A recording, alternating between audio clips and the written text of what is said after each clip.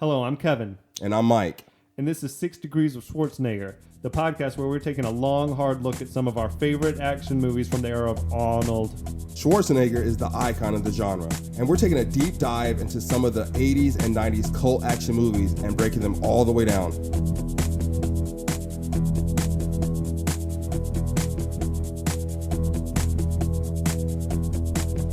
Hey everybody, welcome back. I'm here with Mike. This is Kevin, and we're going to do a special bonus episode about another John Carpenter and Kurt Russell movie from 1981, Escape from New York, a real classic.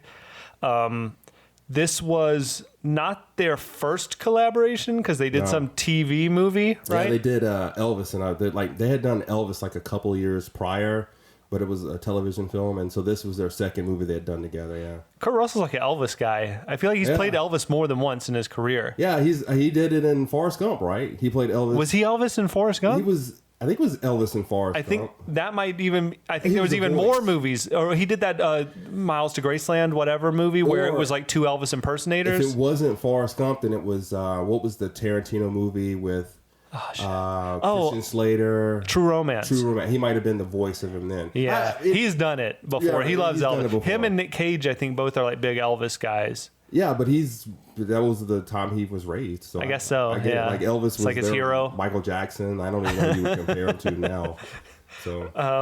So anyway, the music opens with like a really long opening credit sequence, right? With just the music playing. Mm-hmm. It's very John Carpenter music. Oh yeah, I remember when we were looking at it, it was like this is a whole minute of credits. Like more. It was 2 or 3 minutes, and out of like a movie that's only 90 minutes. Yeah, 3 minutes. But the music was like sheer John Carpenter. Oh yeah, I could hear that same music playing like over Halloween.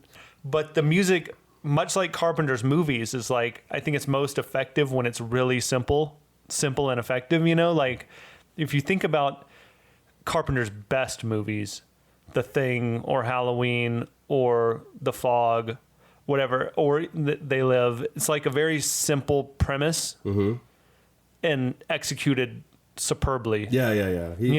He's not, like I said earlier, he's not making a symphony here. He's and like, I need to get from point A to point B. Not to knock music. Big Trouble in Little China, but if there's a problem with the movie, it's maybe that there's too much shit going on. You know, like they could have removed some of the moving parts and maybe it would have been a more streamlined, better movie. Yeah. So they open up, like they give us a little backstory. Starts off in 1988. 88, right. They're telling us crime is skyrocketed. And the president or whoever moves to like make the island of Manhattan into just one big prison. The idea of like an island prison is not a new idea. You know, you have like Alcatraz or even older than that, like wherever Napoleon, where they kept him locked up. Yeah. Australia started off as shit. Yeah, you're right. That's how Australia started. That's a big island. Yeah. But the island of Manhattan is surrounded by a big wall that they put up, and there's like armed police, and the bridges and tunnels have mines on them, which doesn't make the most sense. Like, why would they not just demolish the bridges? Yeah, why not keep them? I just thought that, or the tunnels, you can like cave them in. They're like, that was like not in the budget. Like they had enough money to put like these landmines there, but not enough to deconstruct all these bridges. Yeah, it seems like the same explosives you're using to mine it, you could also just use to blow it up. And they're pretty hardcore, like with their prisoner system too, because they have that one scene where there's two guys trying to escape on a raft, a makeshift raft. And you see them like going across the water, and a helicopter flies over top, and it's like, okay, you have like 10 seconds, like 10 seconds, not like a minute. You have 10 seconds to turn around and get your butt back to New York. And I think they might have been trying to turn around, and doesn't matter. They straight blew them up. Yeah, it was like, didn't they send a rocket down there? I don't even know what it was. It was like some sort of missile or mine or whatever, but it blew them up. It's like, why even warn them? Yeah, like you just straight blow them up. I mean, I think everyone who's trying to escape, they know what the deal is. Every inmate on here is serving a life sentence. Yeah, and we didn't understand what's the penalty? Like, what's the line? What's the penalty? Like, if you're caught jaywalking, do you get sent? You're still in the Snickers bar. Yeah, if you're like 3 times Snicker bar, then you're sent to like Manhattan prison. Like that seems. I gotta harsh. think that there's other lesser prisons. That seems harsh to send them to that type of prison.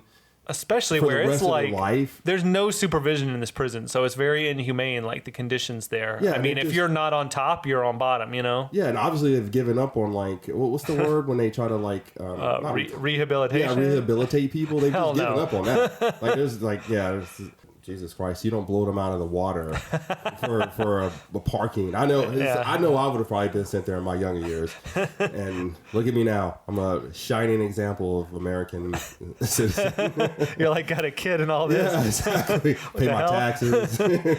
But so we got Kurt Russell is like arriving with it seems like a shipment of new prisoners. Mm-hmm. Kurt Russell, before he made this, right, he was basically known as a Disney kid. Yeah. Which is so crazy to me that to know him now. Like, can't imagine anybody who watches a Kurt Russell movie now knew that guy started off as a freaking Disney kid, like a teen, like heartthrob. Yeah. So but before this movie, he made, like you had talked about, that Elvis movie. Yeah. But then that was like his first adult movie, maybe. I don't know. But before he made this movie, he was the voice of Cooper in The Fox and the Hound. So that's about as Disney as you can get right there, The Fox and the Hound. Even though it had like a kind of an adult theme, still it was like an animated movie. And after that, he made Escape to New York. Yeah. So Kurt Russell was definitely trying to make a change in his career. Make more like action films, more like adult type theme films. I gotta think that Kurt Russell and Carpenter like just clicked on the set of that Elvis movie. Yeah. And he's like, we got to do something else together, like a real movie, you know? They've made, four movies together in their career. Yeah. And this was like the first theatrical release type movie that they did. Yeah. And Escape from New York and The Thing are two like classic great movies. So yeah, they definitely collaborated well together. But Kurt Russell, he's got a great look, long hair. He's got the like little tank top on, and he's got an eye patch. And it stuck out to me when we were watching. I was like, eye patch technology has not really changed in the last 200 years. Yeah, it's just a black satin eye patch. I mean, even today, if I was to picture someone wearing an eye patch, that was what I would picture. Like, I don't think anything's changed from 87. Or 81 to 97 to now. We did talk about what was that movie, Weird Science, where there's a character in that film that has an eye patch, but it's like a metallic sewn onto his face eye patch. But like we were saying, John Carpenter probably didn't have the budget to have Kurt Russell sit in a chair for 3 hours, so he was just like, slap on this eye patch. Hell yeah. Kurt Russell's being like walked through the prison, and there's an audio recording playing where one thing that's awesome about it is that they're offering prisoners like the right to just choose to be terminated right now. Yeah. And like, if you want to be terminated and cremated right now, notify, your watch, your guard or whatever. So 2 things about that. First off, like if you are that jaywalker that got sent to the prison, I'm choosing death because there's no way I'm going to be able to like deal with all these rapists and murderers. You're going to like do life, like being somebody's gimp or whatever. Yeah, exactly. But another kind of interesting thing is that is the voice of Jamie Lee Curtis, who we all know was in Halloween. So it's very cool. Yeah, John Carpenter really likes to keep it close to the breast when he has his actors. He called in a favor, probably like, "Hey, will you do this for me?" Did she even get paid for that? I don't think she was in the credits. I don't think she's not in the credits. I think I saw that on Wikipedia. If she's not in the credits, she probably didn't get paid. So Tom Atkins is introduced. He's like he's like a security guard or like his head of security. He seems like head of security, maybe, and then we also meet Lee Van Cleef, and he's like head of the prison. Correct. It feels like, and Lee Van Cleef, I mean, I don't really know him from much else other than this and the Sergio Leone, the Man with No Name movies. Yeah, the good, the bad, and the ugly for sure. So he shows up in a limo. I'm not really sure why. That's not explained, but he pops out, bald head, earring in his ear. Gold hoop earring. Which I wonder if that was just his look that he had at the time or if that was like their picture of the future of this guy would have an earring. My personal feeling is that was his everyday look. That was leaving. I totally midlife crisis. Yeah. Like, he's like, he was a cool guy, and he's like, I'm just gonna be in New York for a couple of weeks to film this movie. Like, I'm not taking my earring out for this. So Lee Van Cleef is arriving because there's some sort of crisis going on, like an airplane has strayed into this restricted airspace around the prison, right? Yeah, did they not know what airplane it was? They didn't know at first. It was like a code name for the airplane. It's like David something or another, David 14 or something. And they're like, what is this airplane? We don't know what's going on. Tell them to leave. And they couldn't contact the airplane. And then they get like the intel or whatever that whatever that code name is a code name for Air Force One. Yeah, they call. So they, oh shit, it's the president. And then we get this terrorist like lady on the radio. Was she the last survivor of that terrorist group? I don't know how she got on the airplane, right? There were other people that were dead, but I felt like they were like the co-pilot and the pilot. Yeah. I think you don't see any the pilots were dead. It's unclear how she got on the airplane. I mean, that's got to be, we're used to TSA now being strict, but the security to get on board Air Force One has to be incredible. So I was looking this up on IMDb, and there's a character named Stewardess that's like a do you think that's her? Flight attendant. So I wonder if she just posed as a flight attendant and then maybe like poisoned their food or something. I thought the weird part of that whole scene is so she's taking over the airplane, right? And she's gonna make this big movement or this big demonstration of their power. And so she crashes it into not the World Trade Center, but it's like it was really close, right beside it. Yeah, and it's so weird to see this movie now and to know what happened. Absolutely. On September 11th. It was creepy. It was really weird to see that. Like it makes you think that young Osama bin Laden see this movie and like he get his idea. I mean, let's hope not. Okay, so in headquarters, they're able to see that the president got out. They see like a little dot on their screen, basically. This like the very primitive like computer simulation of what the city looks like or whatever. Yeah, it looks like an Atari video game.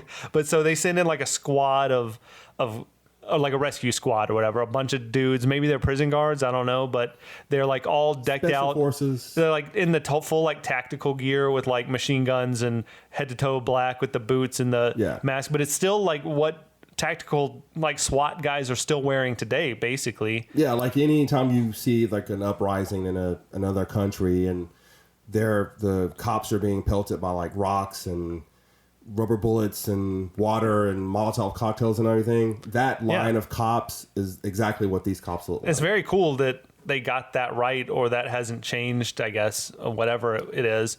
Maybe John Carpenter knows something about the future. Well, it was like that when you think of like the military or militarized police, like that's sort of what you picture, right? Yeah. And those guys come in, they find the pod, but it's empty. Mm-hmm. And then there's like a creepy laugh. Like it sounds like a clown, or something from off screen. And then this little weird dude, weird as hell, comes out. He's like almost like he's got his face like whited out or something. Like he's very pale with like dark circles around his eyes, and then he's got his hair like not spiked up, but just all poofed back up everywhere. Yeah. And he says if they don't leave, he dies.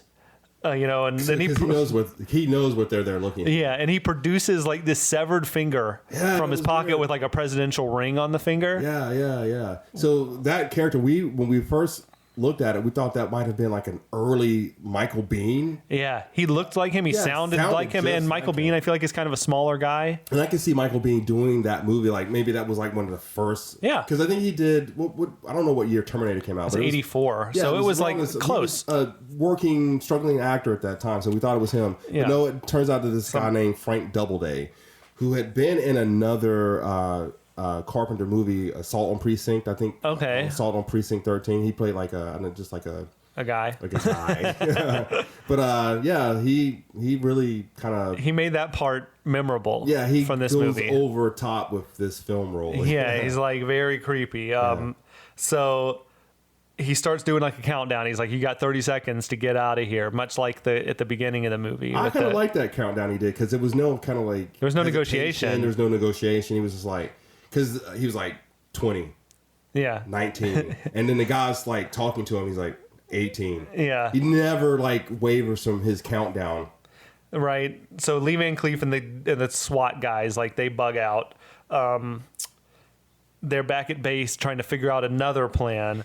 And then Lee Van Cleef seems to be like, this is our only choice. This is our only option. And they bring in Kurt Russell or Snake. And man, he comes in, he's shackled up, but he is so damn cool, man. Yeah. I love that character. He's like, call me Snake. Yeah, that's an iconic character for sure. That's so different from what Kurt Russell had to have ever done before, right? Oh yeah, that's what I'm saying. Like, this is where Kurt Russell was trying to get away from that Disney type character that he had played earlier. Like, right. He was trying to make more adult action films. He's like a cool anti-hero. Yeah, like he really nails it. It's so different from Jack Burton, right? Like Jack Burton is like all talk, and he can't really back it up. And Snake seems to be like very man of few words and a lot of action. So it's interesting you say that. I don't think his career would have been as successful if he had done Jack Burton first. Like, because he would have always come off as pigeonholed as like comedy. Yeah, like a comedy, kind of like a clownish character. But the fact that he did this movie and then he did The Thing after that, he kind of solidified himself as a more dramatic adult actor. And then he could have fun with characters like Jack Burton. Yeah, he always had the comedy talent, and now he showed with this, I guess, that he was more than just a comedy actor. Yeah, I don't know how that works, like, because Robin Williams grew up as a comedian, and he was able to nail dramatic roles. I don't know if that just is luck, or if that's just the quality of the actor. Yeah. Like, they really nail the role, because I don't know, some people just aren't taken seriously when they try to venture outside of their comfort zone as an actor. But Kurt Russell does it, Yeah. And I guess that has a lot to do with how the director directs them. And now when I think about Kurt Russell now, I think of him first as a serious actor. I don't think of him as a Disney. And then later as like the comedy and the child star stuff or whatever. I mean, obviously he's 20-something years older than I am, so I wouldn't have known him as a Disney character anyway, but you say Disney character and you think of Britney Spears. And so for him to take this role on, he was who was the girl that really went nuts and was like, I'm not ever gonna, like, she did Wrecking Ball and Miley Cyrus. Yeah, Miley Cyrus. He totally pulled a Miley Cyrus like early on. Like, he was like, I'm not this kid actor anymore. Like, it's very impressive because he's so cool in this character. I mean, so we find out that he's like a special forces war hero guy from his past. There's references to a war in the Soviet Union, like a St. Petersburg or Moscow or something like that. A war that hadn't happened. I guess it's maybe the war that's ongoing. Yeah, it was a war that he was probably in, and then it's World War III, I guess. It sounds like World War III because it's between the United States, it's between China and Russia. But at any rate, he's like a famous sort of war hero and like super elite soldier, right? And he's got 2 Purple Hearts, and we think that one of those Purple Hearts came from losing his eye. Had to be. We don't know that for fact. It'd be weird to find out that he was born with one eye. Or whatever. So Snake, Kurt Russell, was arrested for trying to rob a Federal Reserve Bank. Yeah. That's what he's going to jail for. So obviously, like trying to rob a federal bank, that gets you sent to New York. I will say this about this movie, that everybody in this movie is very conveniently placed in a position to help somebody else out. Yeah. and you'll know what we're talking about when we get to it later on, but it's like the president's plane is hijacked and they need like the best war hero ever to go save him, and he just so happened he to arrived be tonight in your prison that very day. Like, this wasn't like 2 weeks later or anything like that. So you just call this very convenient film. Yes, well, that's how they keep this running time down.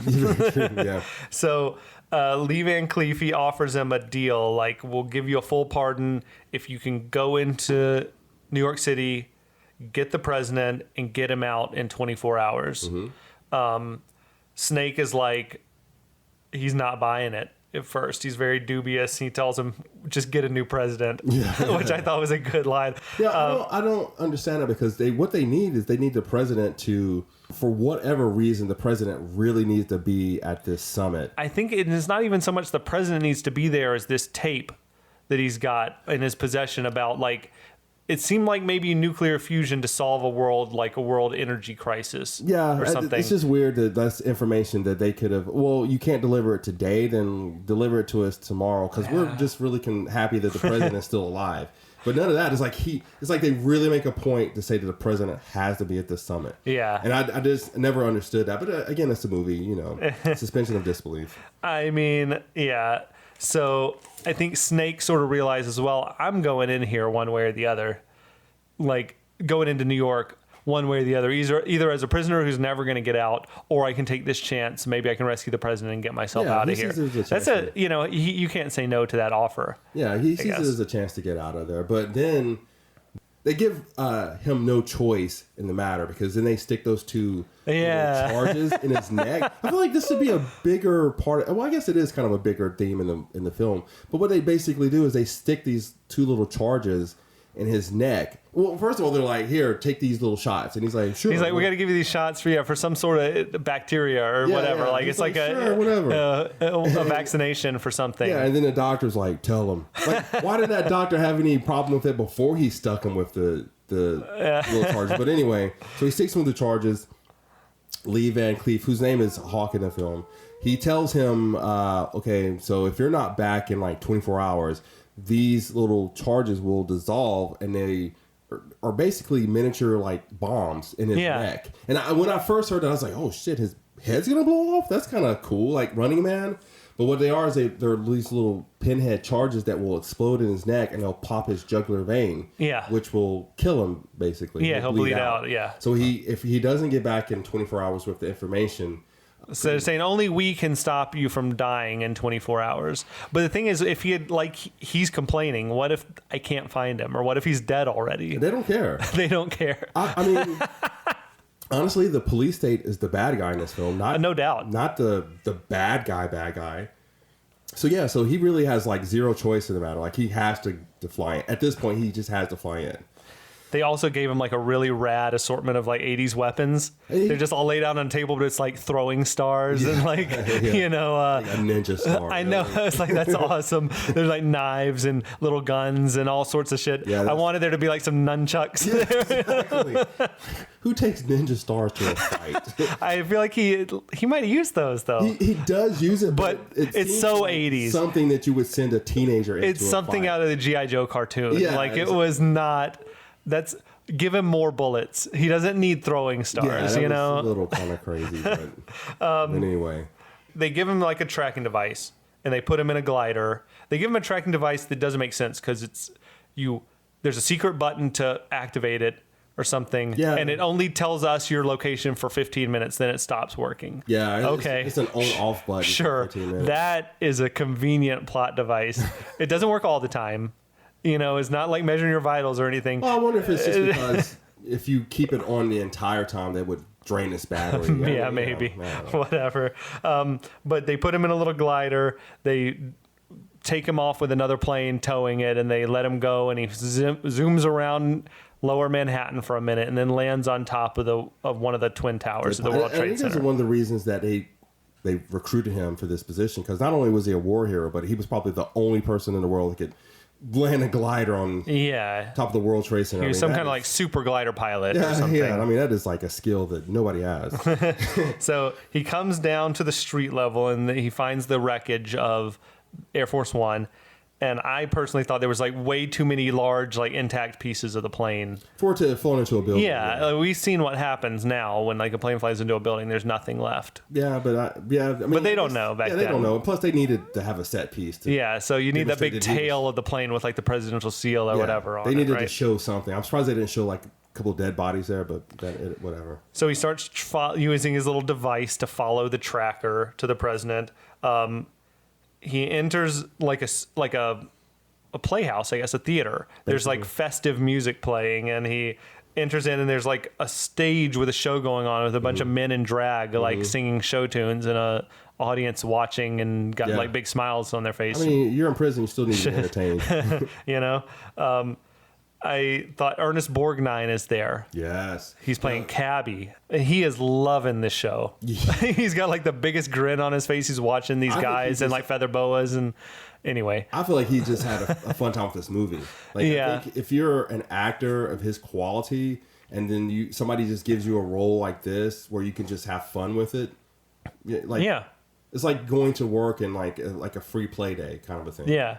So Borgnine, he sees Snake walk through and he follows him. He seems to know who he is somehow. Like this is our first inkling that I guess Snake is kind of a celebrity. And it's kind of and there's also an ongoing theme throughout the whole film too. Yeah. Did he say, I thought you were dead or I heard you were dead? So yeah, that's a theme that goes on throughout the movie where everybody's like, aren't you Snake Plissken? I thought you were dead. Yeah. We don't really know what it is that everyone seems to know. Do you think it's from his war? Probably just from antics? His war. Yeah. Okay. Sure. I'll buy that. But he follows him down like into the bowels of this building, and there's several dudes are like passing around another guy who's like all limp in their arms. I don't even want to know what's going on with that. We'll assume the worst. Yeah. And then he beats up a couple of guys who try to jump him. And then he finds the guy with the bracelet on his arm, the president's tracker, but it's not the president. But Mike knows who this guy was. Yeah, so this the drunk is played by Buck Flowers. Buck Flowers has also been in another John Carpenter film, They Live, but you probably most know him from where he played the drunk in Back to the Future. So he's the drunk that's on the park bench. When Marty McFly shows up. So yeah, that's who this guy is. I feel like he plays a drunk in a lot of his films. It sucks to get typecast as a drunk guy. It doesn't suck to pay your bills. I guess not. And be world famous because of that. But so Snake is like, he gets on the radio and he tells him, look, I'm coming out. I mean, the president's not wearing the bracelet anymore. Yeah. And they tell him, you got 18 hours left, Snake. This is where the Hawk, the Lee Van Cleef character, really comes like the bad guy because they won't let him come out. Like he's like, you need to stay in there and find a president. For all we know at this point, he's dead. Is dead. I think that's what he assumed. Snake. He's like, someone had him for breakfast or whatever it was. He said. So like, what if let's say Snake did find the president and he's a corpse and he was a corpse? Like, are they not going to let Snake come out? That's not maybe if he had come up with the briefcase. But they seem to want the briefcase more than they wanted the president. True, but I feel like none of this is Snake's fault yet. They're going to let him die because of it. It just doesn't seem. I mean, I guess he was going to die in this prison, whether it's 50 years from now or today. John Carpenter must have really hated government because this was very political. Yeah, he shows in a very bad light. Yeah, they're not like the good police state. They're like a militant, overbearing police state. I feel like Carpenter was definitely making a statement with this movie. Absolutely. So Snake's like, all right then, and he finds the president's pod, and then all these like creepy dudes start coming out of the woodwork. Yeah, it's weird because like somebody comes out and starts like tapping on the floor, the ground, or something like that. They don't even seem that interested in him. Yeah, they're just like out being creepy. Yeah. I mean, I don't know. So this is an interesting part. Snake, he's trying to like escape from these. They're called the Crazies. Like I guess they're like a cannibalistic like subhuman. They live in the sewers or something. Like I guess you've lived in this world long enough. This is what happens to you. But he runs into this female. Like just hanging out in the. He popped in the chock full of nuts. Yeah. And he runs into this female that's just like hanging out in there. And I think she says that she was out and about and she got caught out after dark. So now she's kind of stuck here. There's no way Chock full of Nuts paid for that product placement. I think they. You think they did? Absolutely. I remember that only in the vaguest sense of it being a restaurant. Yeah. A chain. Yeah. But what in the world kind of chain was it? Oh, I have no idea. Okay. It doesn't even have Chock full of Nuts. Yeah. It's just a corny ass title for a restaurant. But how the hell are there women in this prison? I don't understand how women would make it in this world. That is not humane to women. I understand why people would put them there, but I mean, there are women who belong to be locked up forever, but not thrown into a pit where it's like 20-1 male to female, and you know it's just like you're gonna be getting passed around or whatever. Yeah, I don't know how women would survive in that society. That seems crazy to me. But so this female, it turns out she doesn't really give him any information. I think she might say something about the Duke or something like that. She seems like she's willing to give herself to Snake if he'll take her with him. But the funny part is the actress is Season Hubley. I think Season Hubley. Yeah, and so she got a special credit on the opening credits, and featuring Season Hubley. And she was Kurt Russell's wife, so it's kind of cool that he was able to sneak his wife into the film. I think they got divorced like the next year though, or soon after. Like I don't think they were married very long. And then he didn't get her apart in the thing. And so then he started his like years long romance with Goldie Hawn. Yeah. So the Crazies, they break into the building, and they someone pops up through the floor and grabs the woman and just pulls her down through the floor. They don't really show it, but they eat her. I don't mean like in a sexual way. I mean they like literally tear her apart and eat her because that's what they are. They're cannibals. See, I feel like in a normal movie, that would have been the woman who tags along with the hero for the rest of the movie, you know? And they didn't go that way with this. Yeah, this was more, I like that. The Snake runs out of there. He's being chased by the guys. And there's a nice bit where Snake takes his machine gun and he shoots a little hole. He shoots a ring of bullets in the wall and dives through where he'd weakened the wall. But I mean, there would have been studs in that wall. Yeah, I'm just saying, I thought it would have been funnier if he just bounced off a stud trying to dive through. Maybe it was in the outtakes. And I think he also lost his walkie-talkie around this time. Yeah, now true. He can't communicate with the police anymore. Or he can't communicate with the Lee Van Cleef character. Yeah. So in our first convenient appearance of Ernest Borgnine, he pops out on the street, Snake does, and Ernest Borgnine just pulls up in a cab and he's like, "Hey, Snake, get in." This dude is everywhere. We're talking about New York City here.